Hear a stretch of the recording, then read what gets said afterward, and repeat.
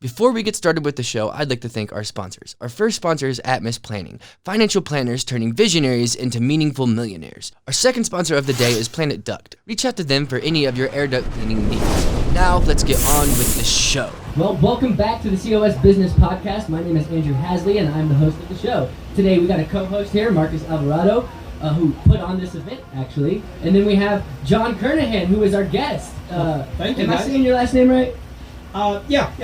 Enough? It works good. All right, It works good good. for legal serving. Yeah, it works good. So you run United Tiny House Association, correct?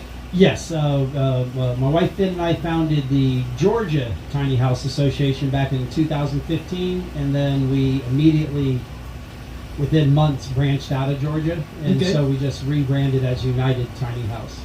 So you guys do tiny houses, festivals across the nation, correct? That's one of our functions. Yes. Okay. Yeah. We've done 21 since March 2016. What we call our 4 charity tiny house festivals.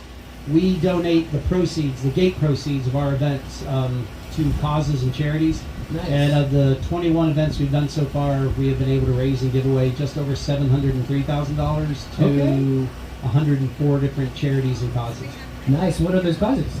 Primarily, we build houses for homeless vets, and now we've migrated over to purchasing fifth wheels. We get around the bureaucracy that way, and fifth wheels are harder to move, so we know people will be, have a place to stay. And then our biggest one, though, is we buy equipment for volunteer fire departments around the country. We're the 2 main sole financial sources for 2 transitional homes for battered women.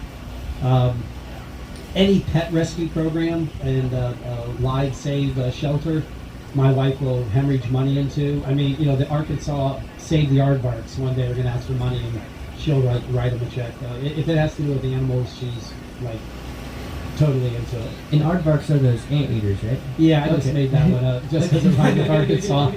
Okay. Maybe the Colorado Cobras, Yeah, because Same. Arkansas has armadillos, so. Yeah. On the side of the road. There you go. usually.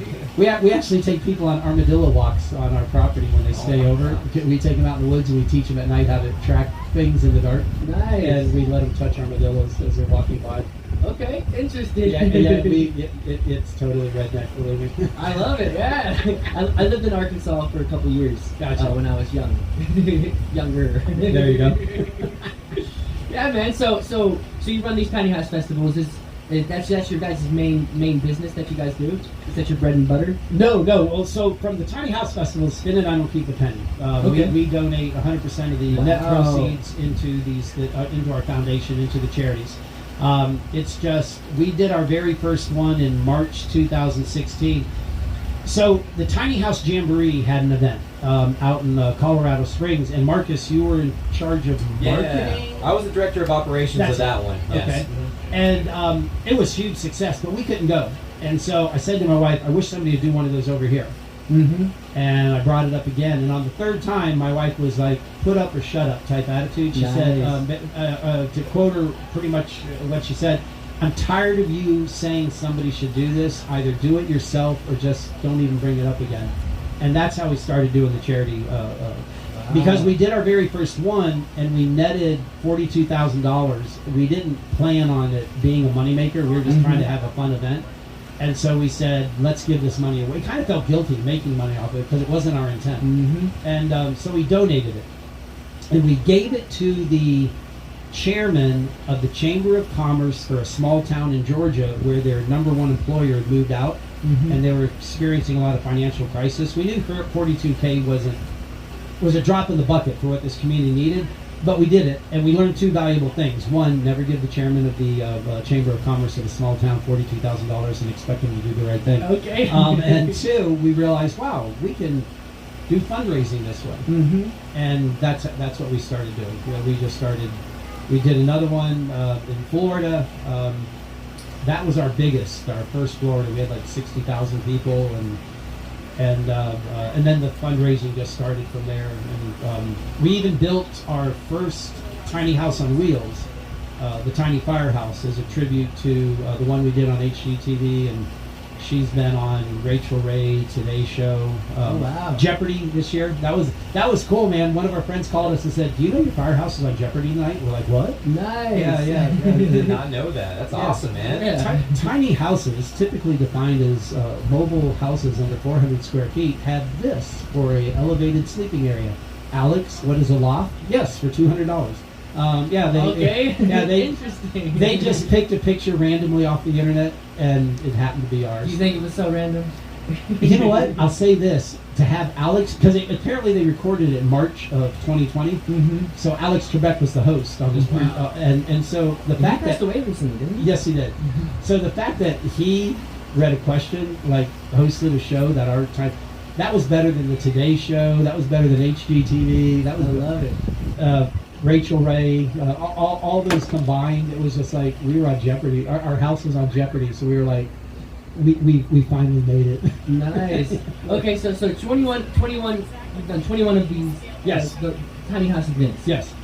Since 2016. Yes. That's how many a year? It depends. Like last year we did 2. Okay. And then we did a live festival, and all the sponsorship money from the live online festival went to our we donated. One year we did 6. Most years we do 4. Okay. And that, like when you do 6 in a year, is that across across the nation? Yeah, we've done them. We did a San Francisco Bay Area, New Orleans. We do an how am I going to pronounce this? Not biannual, but Banannual. Did I say it right? I don't know. Every 2 years in Tennessee, and then we do an annual event in Georgia. Biannually, probably. There's some weird word. I looked it up once, and I was like, I'm never going to be able to say that live in front of an audience ever. Yeah. And I just proved my forecast. For sure, yeah. Yeah, I set myself up for that. You don't want to be biannually? Yeah. And I usually don't blush. That was awesome. We've DC, Massachusetts, Virginia, or not Virginia. Yes, Virginia. What I'm talking about? Yeah, Manassas, Virginia, Nice. Massachusetts, and we just basically wherever my wife says I can do it. Believe me, I picked some states and stuff, and she's like, "No, we're not doing it there." I'm like, "Okay." Yeah. So these events they take a lot of work and a lot of effort. How do you guys live? In regards to? In regards to, if you donate all the money. Oh, okay. So, way back in the day in my other life, I was an immunologist and I owned a medical research lab. Okay. I had a idea to do direct-to-patient food allergy testing.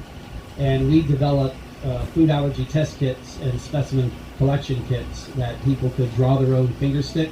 In fact, there's a commercial on TV right now about a at-home food sensitivity test. We developed that technology back in the 90s, and we sold all that. We had our own at-home IgG ELISA food intolerance collector specimen, send it in test kit. So when I sold my lab when I was 49, all that technology went with us. And but our big things were a lot of these specimen preservation mechanisms, whole blood, serum, plasma, preservation protocols that are used. We patented a bunch of those. So like the things that 23andMe use would be similar? Things such as your blood or plasma or whole blood being drawn, and then it's preserved until a time when it could be tested. The main concept was battlefield protocols, applications, so that testing could be preserved in dry, hot climates. So we were able to preserve whole blood specimens for 60 days in very high temperature environments, and then reanimate it with a patented buffer solution we had. So then that specimen could be tested. Yeah, I was totally different. I was like wound really tight back then. Okay. Yeah, I'm imagining it. It was a different other life, right? Yeah. It says it was your other life. My other life. Yeah. I weighed 300 pounds back then. I was 10 inches bigger than I am now. Taller? So, yeah. You're a scientist. I don't know what you can do.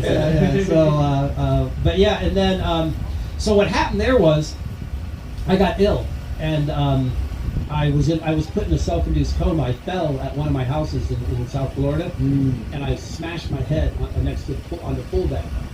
And so, in this part, I just tell. I know this part. It's just what I've been told, Okay. and I've just come to accept it.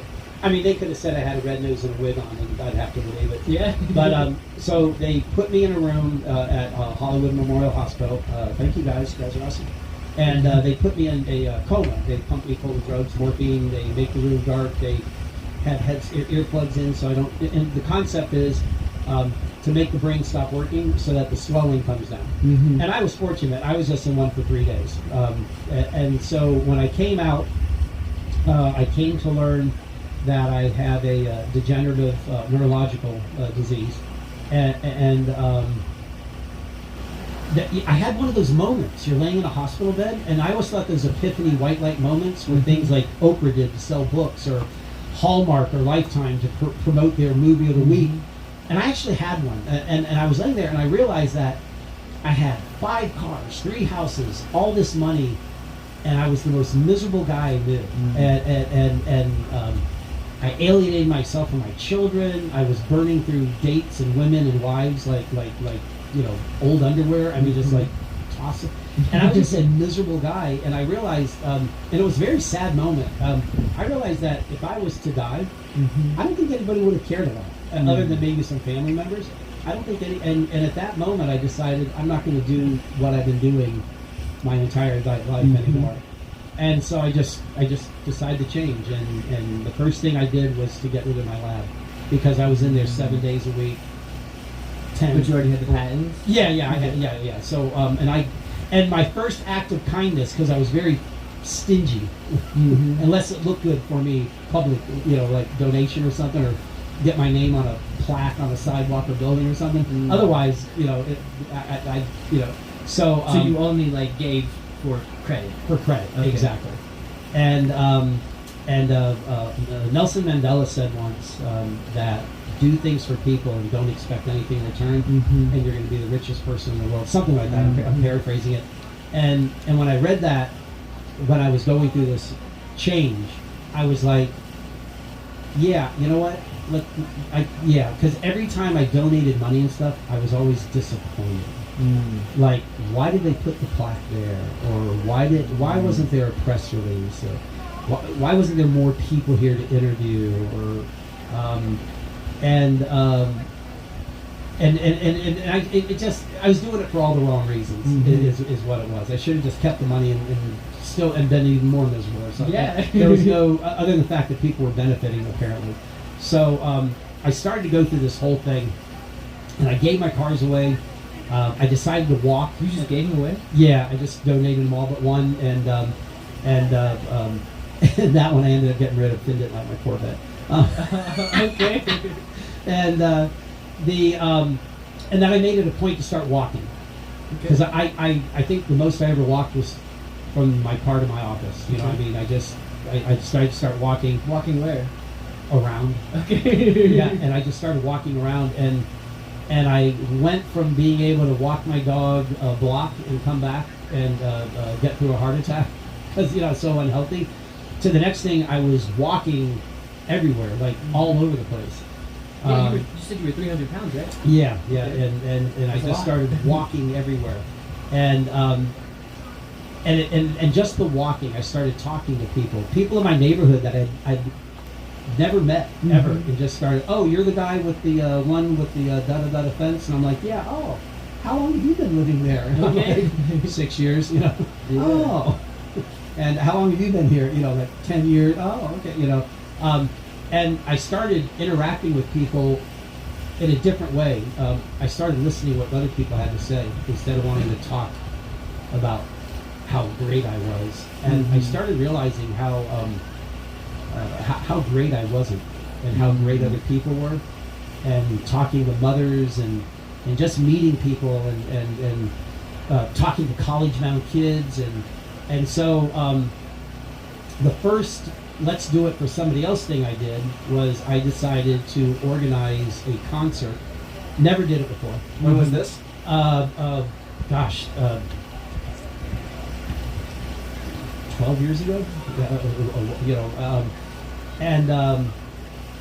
I organized this outdoor one-day music festival, but it was real simple. It was like 3 bands, And all the money I gave to homeschool, college-bound high school graduates. Kids are because it was hard for them to get scholarships and stuff. And that thing grew into this monolithic 3-day event over the course of 6 years. And then I just stopped doing it because I just, it's time to do something else type thing. And I let people just take it over. I think they did it for 1 or 2 years and then they stopped doing it. But the thing is that as I was getting help, trying to do something with my health when I came out of that coma, I met my wife Finn, who, if you haven't met her, she's the little 4'9", smoking hot Thai hottie with the smoking hot body, powerlifter and stuff. And Finn's from Thailand, raised Buddhist, vegetarian, animal rescuer, and here I was, never had alcohol in her entire life, doesn't even take aspirin for a headache, and here I was, the NRA Red Meat Eaters Book of the Month Club guy. I've always been a hunter my whole life, a fisherman, outdoorsman, even when I was big and stuff.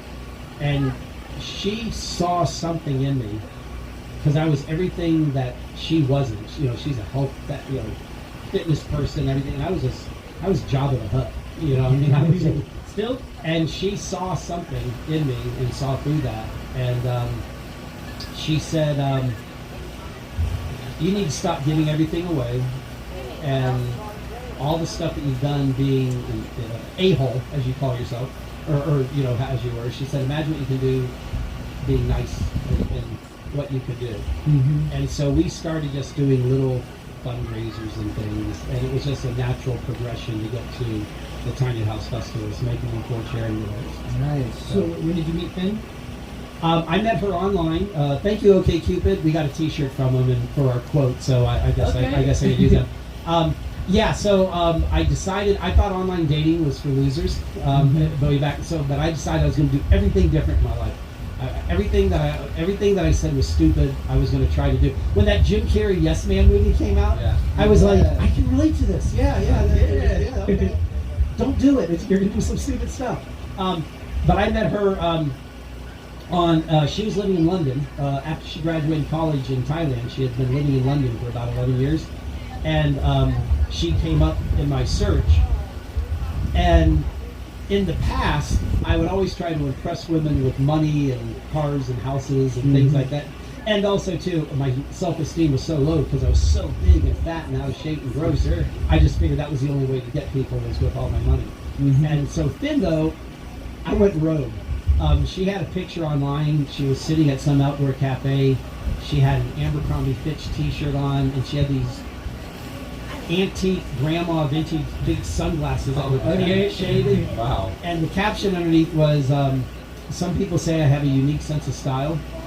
And I went, I'm not going to do the money thing, my cars, or, and I went, and I don't know why I did this, other than the fact that I figured we'd never meet. I went, and she had an Abercrombie Fitch T-shirt on. I went, oh yeah, A&F, real unique. Oh, okay. And she reached right back out. Different approach. And she said, everybody on here is talking about their money and their car, come to Dubai and all this stupid stuff and everything. She said, you were the guy, the only one who was like, you really didn't care if I reacted or not. And I was like, well, I said, honestly, I really did care, but I didn't think you would ever respond to me. So I just thought it'd just be weird because I got a weird sense of humor. Yeah. And she said I loved it. That's good. So we just started talking online, and then we were publicly humiliating each other. Like it was like our thing online. Okay. So one day on a Monday morning, she woke up to me posting on her profile where everybody can read it. Nick, Elton, and I had a great time in Bangkok this weekend, but I won't say the word I moved, but D moved, leaving us ball-gagged and naked in the hotel room and taking our passports. You suck.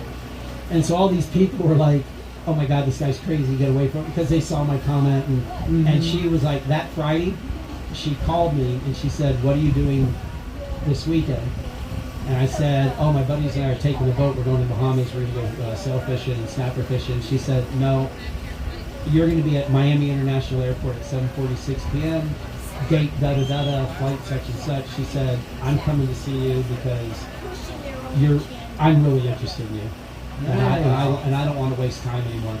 And I said, Oh, well, we already filed with customs and immigration, and so we're traveling international waters, and we have our timeshare, and she's like, and Finn responded with, well, I guess I'm going to walk around Miami by myself this weekend.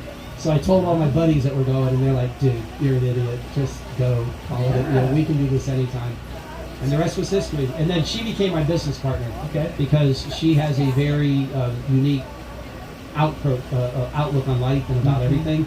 And she's able to read people a lot better than I can. And so she's been able to, the success of our tiny house festivals and our foundation and our organization is equally, if not more, on Finn's shoulders because of how she had. And in fact, in 2019 at our Georgia Tiny House Festival, I announced that I was now going to turn the reins over to Finn, and I was going to work for her because with my health and stuff, it was just getting it's just a little harder for me now. Okay. And she was like, "Haven't I been running it already? You just do what I say."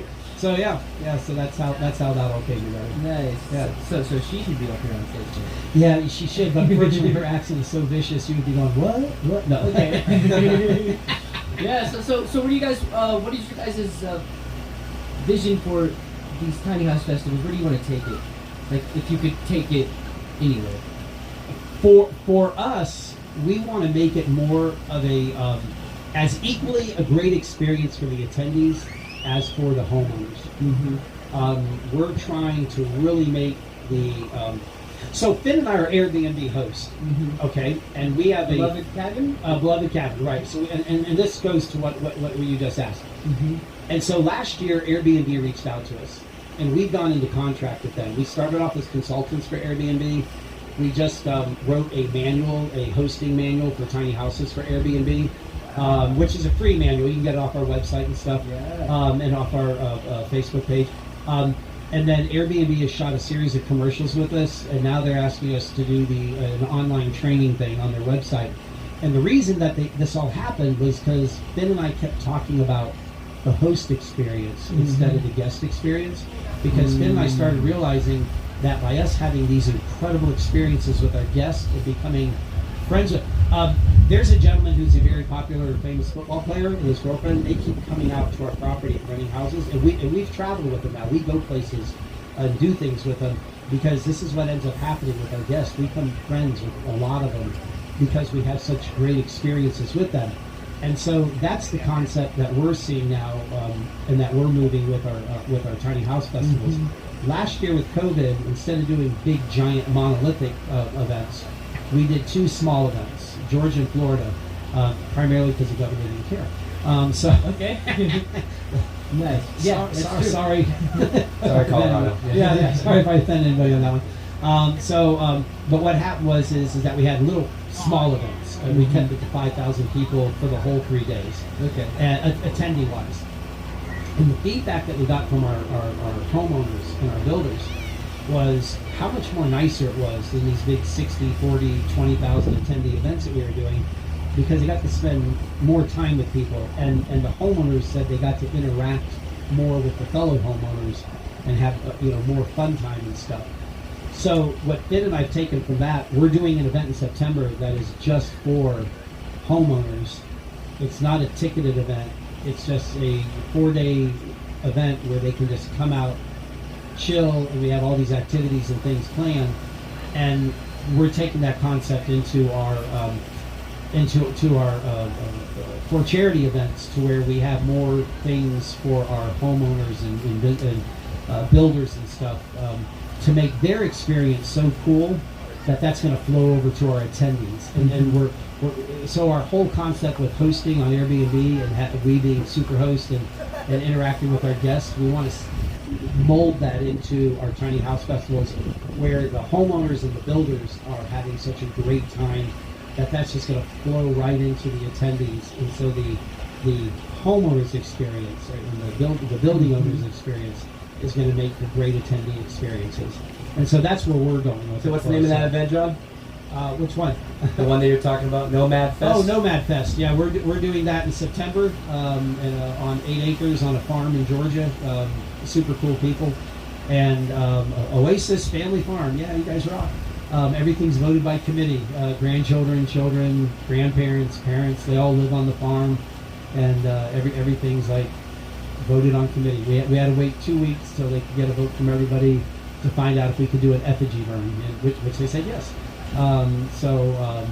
But we're taking that whole concept though with our all of our tiny house festivals, so that we're doing things so that everybody in all these houses, when an attendee approaches, they're just like the excitement and the buzz and the enthusiasm. Just the attendees are just like, yeah, I want to be part of this. I want to have a house. I want. I'm going to pull that trigger now and go tiny. And I'm going to downsize. I'm going to do something simple. I'm going to put a 5-gallon bucket in my shower when I bathe, so I can use that collected water to, instead of it going down the drain, to water my plants. Water my dog or something like that. So that's where we're heading with ours.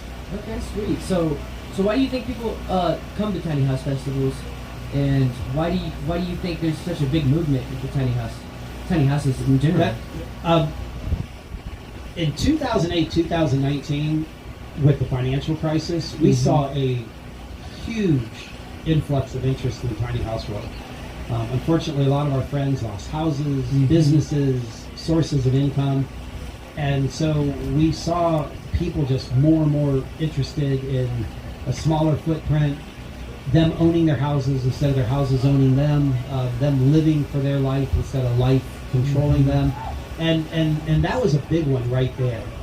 Then of course we had all the TV shows, and everybody fell in love with tiny houses. Yep. So the enthusiasm was there, and now we just did COVID, and COVID 2020 just kicked the enthusiasm for tiny houses right in the butt again, and people just, there was such a resurgence of interest. Why some builders making more money and building more houses in 2020 than they had in the 2 years combined prior, because Andrew Plevin with American Tiny House, not American Tiny House Association, but American Tiny House. He and I were talking, and he's like, I can't keep up with it. This is crazy. Because people, for a different, again, people were, financially, their income, they were staying inside. People wanted to be out. People didn't want to be trapped in big cities. We were in Turkey, in Istanbul, last year. We had a meeting over there with people about affordable housing, and COVID was coming up through Iran, and I was living in Taiwan during SARS. I'd lived in Taiwan for a couple of years, and I said to Finn, I said, we're getting out of here right now. We're going home. I'm not going to do that again, and who wants to look like me in this area of the world during COVID? I'm just, everybody's going to have enough trouble, frustration, and dealing with things. They're not going to have to be reminded of more frustration with me being trapped here with them. So we're going home. And when we got back on our property, and we were just so like, this is so amazing. We're here on our own property. We're doing our own thing. We don't care what's going on in the outside world. But then we started talking to friends and family and people, and they were worried about what was going on in the outside world, because they are in Atlanta, they are in Orlando, they are in Miami, they are in Chicago. And they are in London, and they were just like, this is horrific, this is terrible, we can't, and so tell us more about these tiny houses, and our support, because Finn and I field all the emails and phone calls that come in. It went from like a dozen a week, combined phone calls and emails, mostly emails, to dozens of weeks and like a couple of dozen phone calls, because people wanted immediate response, like, I need to find, how do I do a tiny house? Who do you recommend? What's the best way? I live here. Can you help me figure it out if I can do it? And so that's been another big one. Sounds like a business in itself. Right sometimes opportunities of success present themselves during moments of challenge. And by embracing our challenges and by looking at our challenges and our problems, and things that we have control over and things that we don't have control over, or at least we think we don't have control over, allows us the opportunity to just succeed exponentially and to just go, and like all of our goals and stuff, we're able to make them happen. All we needed was this negative thing in our life to go hit us hard, like me, falling and hitting my head and being diagnosed with HDLS. it allowed me to realize that there's a bigger, more beautiful world out there that I've ever seen, and it's mostly the people in the world that make it so big and beautiful. And so now with tiny houses, you see all these people out here. I'm not going to put Marcus on the spot, but based upon our experience with tiny houses, our 24 tiny house history, I'm going to say Marcus is going to have 30 to 50,000 people out here this weekend. That's my guess. Okay, guaranteed 30. Just based on yesterday alone. We're probably already at 30. It had the indication of 30. Yesterday afternoon, I was like, this dude's going to have 30,000 people. If we would have done this event last year, less with no COVID, I don't think it would be as big as this right now. Yeah. Completely definitely. agree. Yeah, completely agree. Yeah, I don't think it would be. You've always had big successful events. I mean, the one in 2019, I think you had like, and I'm guessing like 15, 20,000? It was just under 30. It was like 28, Oh, 29. 28. Yeah. Okay, wow. 3 days. Yeah. Yeah, that was Oh, a 3-day that was event. We 3 used to do 3-day. Yeah. Did you guys do 3-day events too before? We used to, and then Finn in 2019, she stopped with that, and we did that for our homeowners. They were coming in on Thursday and Friday because the work week and things of that nature, and then we were opening the gates at 12 p.m. and then we were opening the gates at 2 p.m. We used to do a thing on Friday night where it was free. We would let the local community.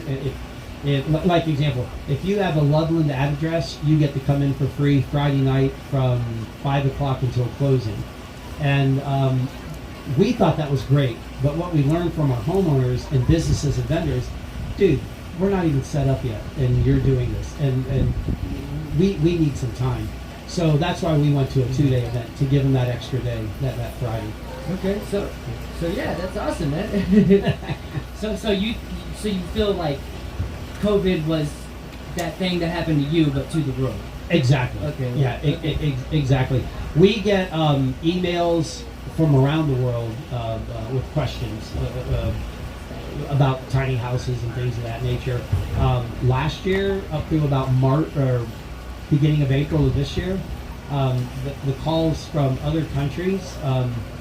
Turkey, if you look, it's really funny. If you look at the analytics on our website and on our Instagram, Istanbul is our #1 inquiry viewing audience city-wise. Interesting. Yeah. Who knew? Who Yeah. figured that one out? And I was going to ask you, like, what is the international, what does it look like internationally for tiny houses? Like, because I'm obviously, in a bubble in America. Well, it is growing. It's always been growing. Right now, we're fortunate. We talked about this yesterday with the 2-hour standards panel, the big standards panel that Mike Schmidt right over here had. I guess he organized it. It was all his deal. Yeah, it was right? awesome. It was awesome Yes. panel. So Mike carried the ball in that whole thing, and I'm fortunate. That was nice that you asked me to be part of it. But also, there's a international effort right now for a global standard for tiny houses, so that everybody is, unique for the needs of different countries. Yeah. But right now we have Japan, Australia, China, United States, Canada, Italy, Thailand, and I think there's an 8th country, and I can't think of, but we have 90 some, we call them stakeholders. I don't like that word because there's no money involved, but we're called stakeholders. It's like, make it shareholders and make it worse, So anyway, but we're up to like 97 now from around the world who are people such as the leader of Tiny House Australia or Tiny House Association of Australia, and, for different countries and things of that nature. And we're all working together. And this is the first time in it'll be 10 years this December, Finn and I have been living tiny. It's the first time in this decade of our life of living tiny that I have seen people from around the world working together on the same single project instead of everybody doing their own individual things. So it's definitely from a world stage. It is growth. And we posted pictures last year of the Chamber of Commerce and stuff there in Istanbul. Who knew? Even a year ago, because I spend time up in D.C. with HUD, Dr. Carlson's in HUD, talking about affordable housing. Finn and I traveled the U.S. Who knew we'd be invited to Istanbul to talk about housing solutions? So, Finn and I, we're big on tiny houses in Thailand. We actually have a tiny house on her parents' property over in Thailand that we built. That was fun. There was 2 giant trees. and these guys, they all came out on their little tuk-tuks and motorcycles and stuff. Okay. Built this on-site mill. These 2 trees were as wide as one of these squares right here. They were like 4 or 5 feet in diameter. And they milled everything right there on the property. And then we built our little 3-story, 3-story, about 128 square foot tiny house there on the property. So, awesome, and then man. built a pagoda out on the lake on the back of the property. Finn's family, they have I call it a plantation.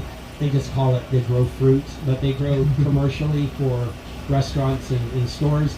And then they have a organic tilapia farm on the back of the thing, considering they're all vegetarians. Go figure. Okay, yeah. Yeah. But yeah, worldwide, it's definitely becoming amazing. Yeah. That's awesome, man. So what's this global standard you're talking about? What does that look like? Sure. So we just had our first vote. We've been working on it for about 8 months now. Just getting, when you bring these many people together from around the world, so we're now breaking it down into committees. We're having a tiny house community standards for tiny house communities. We're having a committee for tiny houses on wheels, a committee for tiny houses on skids, foundations. And why do you need these? Well, a big one is, and I bet the builders would just totally agree with this, a lot of it has to do, one thing is financing. A bank, before they're going to just lend money out, they want to know, well, how are these being built and who's behind it? And right now, there is no certification process for tiny houses. There's inspection companies. In fact, our tiny house, tiny firehouse, was inspected by a company known as NOAA, National Organization of Alternative Housing. But it's not certified in any way. It's just an inspection. And I shouldn't say just an an inspection. inspection. Hold up. Yeah, Even though it's safe, it doesn't right, hold up. Exactly. So for a bank to see that there's an ASTM, the standards organization that we're working with, they are recognized in 140 different countries around the world, and I think they have the most number of recognized standards also. Or I think. Oh no, what was it? 40-some percent, 43 or 47% of the standards for everything manufacturing are all through ASTM. Mm-hmm. So we've hooked up with the right folks to get a recognized standard. Another thing is that there's a lot of nefarious players in the tiny house world from a professional standpoint. You look at these houses out here, and you have these top quality builders, and they're building top quality homes, and that's because Marcus only allows the best for the best into his events. There are people out there, you can find them online, and I can say this because none of them are here. They have no business building anything, let alone something that's going to go down the road. Yeah. And so by having common in the construction industry too. In the construction industry too, right? And so by having this standard that can be adhered to and gone by, people buying houses or having houses built know that they're being built well. The other thing that we're doing with the ASTM is having standards that are different for DIY builders than professional builders, because they're done differently. You buy equipment differently, you buy materials differently. A builder can go out and buy 100 of these widgets right here, and use them over the course of the year, whereas the private homeowner, for them to go out and buy one of these, it's, the cost is just prohibitive on them. So by having a separate set of standards that are safe and for the DIY builders, it helps them along as well. Finn and I'm lucky. Okay, so here's another fun fact about John. My family's Amish. I grew up Amish. Interesting. So yeah, I can see that. So my biological parents passed away when I was a young boy, and my younger siblings and I got adopted by a Amish family that really thought outside the box, very progressive. Nice. And so I learned mad tool skills. I am 100% confident in building anything. Mm-hmm. Did you build your schooling? We did the build out. Okay. Well, let's back up. The schoolie is something we do on our Airbnb called co-hosting. It's owned by a young man, but he can't park it at his fraternity where he goes to college at. Mm-hmm. We have the land where he legally can. he did the gut and the build out. He brought it to our house or to our property. We rent it out regularly. He gets a piece of the action, and then Finn did her magic. We had shelves in there and all the design and decor and everything. She did. Some of our houses we build ourselves. All the outside structures, barn, things of that nature, we do ourselves. The tree house, the cabin, our tiny firehouse we built with our buddies. Our newest tiny house, Rocco, Finn and I built that together ourselves. And so I feel real confident in building something. At the same time, I am not an electrician. Okay. I can wire things. I will wire things. I will do things, but it would be safe. You would be okay, but it would not pass any inspection in the world. Okay. And that's a good thing, because who wants somebody like me to build you a tiny house? I feel so confident in what I'm doing, but it wouldn't pass an inspection if it had to. So that's another nice thing for the DIY builders, because they're going to be in a position where if they decide to utilize the standard and build their house based on that standard, they have something that's even more insurable, has more of a resale value, is more recognizable by communities and municipalities for it to come in.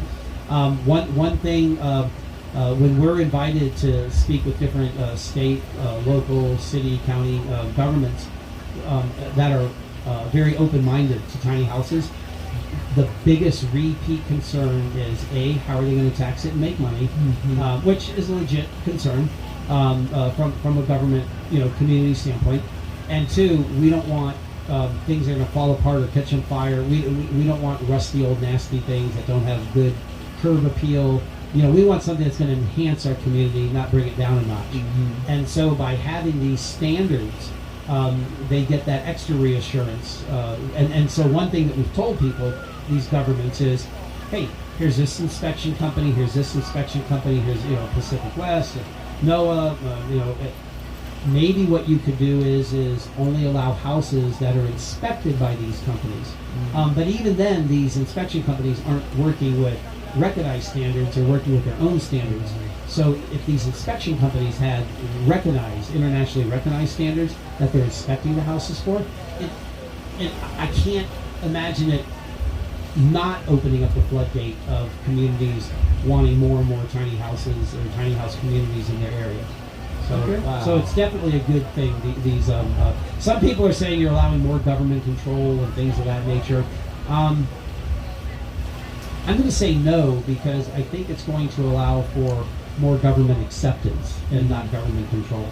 I love that, man. And we're running a little bit low on time right now, but thank you so much for coming on the show. Is there anything you'd like for us to plug or share with our audience before we jump on to the next segment of the show? If Finn was up here, she would say the New York City Animal Rescue, because they're a kill facility and they're always looking to get their pets out. For us, you can find us on Instagram, Facebook, and our websites, our domains, our United Tiny House and Beloved Cabin. Beloved Cabin is our Airbnb tiny house community, and United Tiny House is our organization, our foundation, and Tiny House Rescuers. That's another. Finn and I buy tiny houses that don't get completed. We recognize that people are being taken advantage of, being offered like pennies on the dollar. My Gross Daddy and Dottie, Pennsylvania Dutch coming out there. Gross Daddy and Dottie always taught me that when you make a deal with somebody, both you and the person you make the deal need to walk away super happy. Yeah. And not one of you getting the upper hand.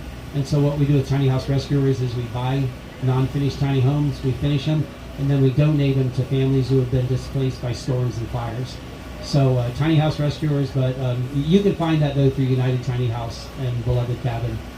So that'd be great. Yeah, thanks. Yeah, and I just want to say something before I hand over to Andrew. It's been a pleasure working with you at the festival, being the MC for 3 years running, and you're like family to us, man. And like when you get here right before the event starts, it means a lot to us. And thank you for all that you do for the movement. Thank you for all what you do for our event. You make this so special for us. So I wanted to give you some love with that, because thanks it really man. means a lot. This is Finn and I look forward to this. We like last year we were like, we're not having it. We really look forward to your event. You rock it. You put on a great event. Your team, Gloria, Nick, Corey. I mean, just your mother. Gosh, your family. I mean, you're the only event organizer where I've met your whole family. You know, I mean, sisters, mother. The front gate too. You Yeah. know, I met your dad. I think I met your grandfather. You met my grandfather Yeah, before. yeah. He usually comes out to all of them. Yeah. Unfortunately, he's getting a little older in age. Right. He's a little too hot, but you've met everybody. Yeah. My sister, her kids, my nieces and nephews, my mom, my dad, my grandfather. I mean, it's been a family affair for a long Yeah. time, and I feel like you're just an extension of that, man. No, thanks a lot, man. I appreciate it, and thank you both. I appreciate this opportunity. Yeah. It's really cool to talk with you guys and share. Thanks. Yeah, well, you had a really good story. You do some awesome things, and it's been a pleasure talking to you as well. Thanks a lot. We appreciate it. So, All right. good luck with the podcast. Yeah, thank you. Yeah. Thanks a lot. All right, so we'll wrap this up. This has been the COS Business Podcast, and we'll see you guys on the next one. Bye-bye. All right.